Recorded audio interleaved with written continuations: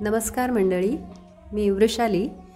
आज आपण पाहणार आहोत जेजुरी गड, म्हणजेच संपूर्ण महाराष्ट्राचं कुलदैवत असलेल्या खंडोबारायाचं मंदिर. या गडावर जाण्यासाठी 385 पायऱ्या चढून जावं लागतं. आपल्याला जर पायऱ्या चढून जायचं नसेल तर दुसरीकडूनही वाट आहे. 2 व्हीलर किंवा रिक्षा किंवा पायी आपण गडावरती जाऊ शकतो.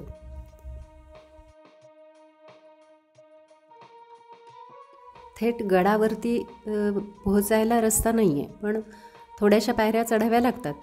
परंतु आपल्याला इतके 385 पायऱ्या चढण्याची आवश्यकता भासत नाही. काही भक्तिगीतातून किंवा भजनातून या पायऱ्यांबद्दल "देवा तुझ्या गडाला 9 लाख पायऱ्या" असं आपल्याला ऐकायला मिळतं. तर या संदर्भात असं सांगितलं जातं की या ज्या पायऱ्या आहेत त्यासाठी 9 लाख दगड वापरले गेलेत. त्यामुळे 9 लाख पायऱ्या असं म्हटलं जातं. 9 लाख पायऱ्या हा संदर्भ नवविध भक्तीची सुद्धा जोडला जातो. हा आहे मंदिराचा परिसर. इथे सर्वत्र भंडाऱ्याची उधळण आढळते. त्याचप्रमाणे इथे भाविकांची मोठ्या प्रमाणात रीघ असते.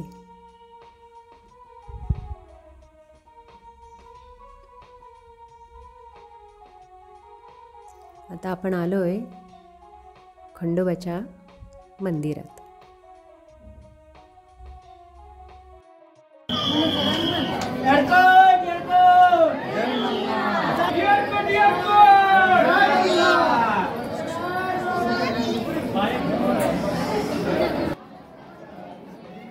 इथे शूटिंगला मनाई आहे. मी थोडं लांबूनच जेवढं जमेल तेवढं शूटिंग केलं आहे.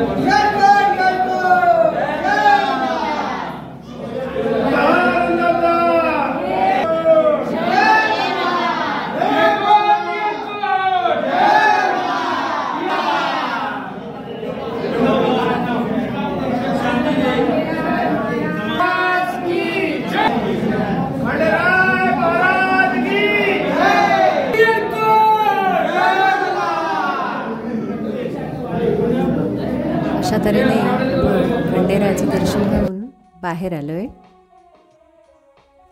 इथे दगडी दीपमाळा आहेत. भाविकांची गर्दी ही आपल्याला इथे दिसते.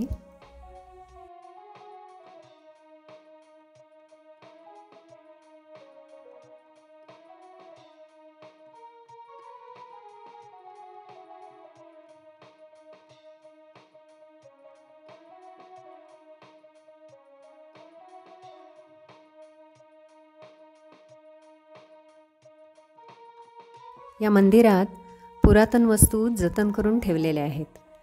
जड पुरातन तलवार उचलण्याचा खेळ इथे खेळला जातो. तलवार जास्तीत जास्त वेळ उंच धरून ठेवणाऱ्याला बक्षीस दिलं जातं.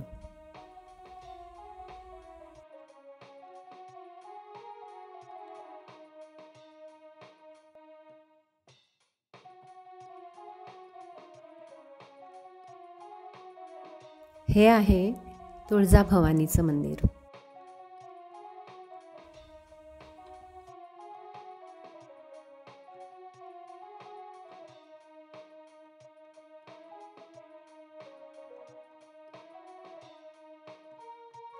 या मंदिरात काही धार्मिक विधी केले जातात. आताही आपल्याला दिसतंय. इथे काही विधी चालू आहेत.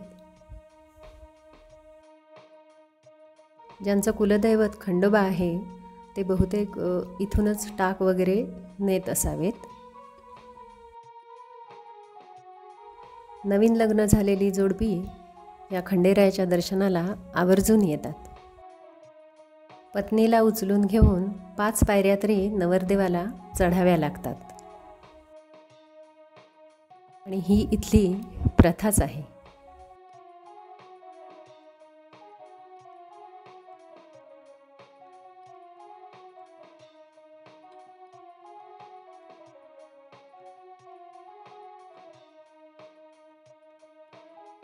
आपण जर मुख्य पायऱ्यांच्या रस्त्याने आलो तर आपल्याला प्रथम बाणाई मंदिराचं दर्शन होतं.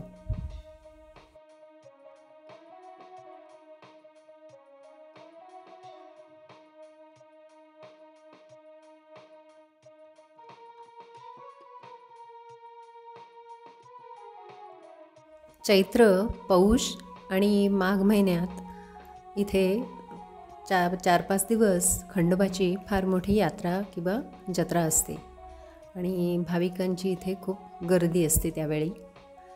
त्याचप्रमाणे सोमवती अमावास्येलाही इथे यात्रा असते.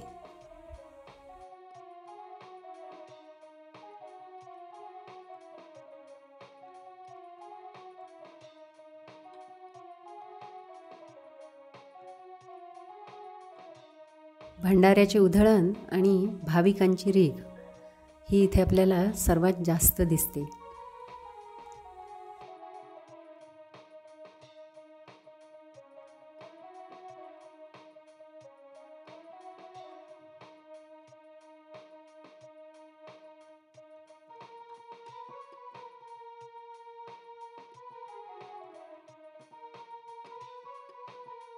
या शिवलिंगाकार जेजुरीगड पर्वताला मृत्युलोकीवरचे दुसरे कैलास असं म्हणतात.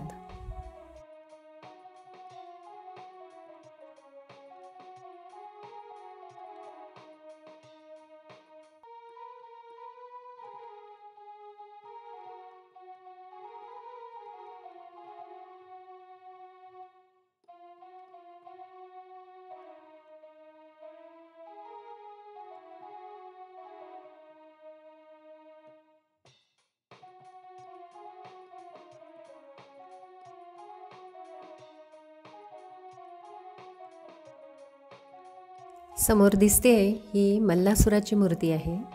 तिथे साईडलाच बोर्ड लिहिलेला आहे फोटो काढण्यास मनाई आहे म्हणून, त्यामुळे मी लांबूनच शूटिंग केलं आहे ते.